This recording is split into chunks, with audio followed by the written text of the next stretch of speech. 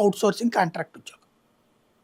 Yes, అవును. ఆ రోజు నుండి ఈ రోజు వరకు కాంట్రాక్ట్ అవుట్ సోర్సింగ్ ఉద్యోగులే ఎక్కువ రాష్ట్రంలో ఒరిజినల్ ఉద్యోగుల కంటే. పని వాళ్ళకంటే వీళ్ళు ఎక్కువ చేస్తారు, కానీ దినదినంలో 100,000 కాబట్టి సిన్సియర్గా పనిచేస్తారు.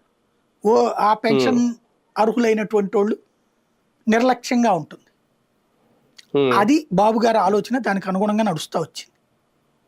ఇప్పుడు రేపు పొద్దున కూడా మెడికల్ని కూడా అట్లాగే చేసేద్దాం అనుకుంటున్నారు. ఎందుకంటే ఇవాళ అబ్జర్వ్ చేస్తే ప్రభుత్వ జీతాలు, ప్రభుత్వపు పెన్షన్లే భారాలుగా మారుతున్నాయి ప్రభుత్వానికి.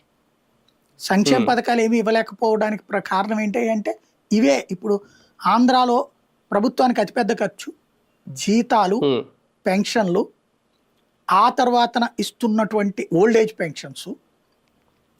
ఈ 3 అతిపెద్ద భారమైనవి ప్రభుత్వానికి. వీటికి తోడు అమరావతి దగ్గర నుంచి తీసుకున్నటువంటి భూములు ఏవైతే ఉన్నాయో 29,000 ఎకరాలు, ఎకరానికి ఎంత అని చెప్పి డబ్బులు చెప్పారు కదా కౌలు, అది ప్రతి ఏటా కట్టాల్సింది. ఇప్పుడు మళ్ళీ ఇంకో 20,000 తీసుకుంటున్నారు. 16,000 17,000 వీళ్ళతో కూడా కలిపి, ఎస్ఐండ్ కలిపి 3,000 గవర్నమెంట్ తీస్తారు.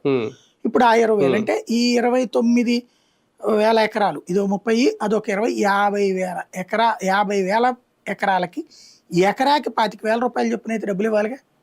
ఆ తర్వాత 25, 30, 35, 40 దాకా అట్లా ఏడాదికి ఎంతని ఎక్స్పెన్షన్ అని కదా లెక్క. అట్లా వెళ్ళిపోద్ది. ఇప్పుడు అప్పట్లో తీసుకున్న వాళ్ళకి ఇప్పుడు 40,000 ఎంత వస్తుందట పెన్షన్.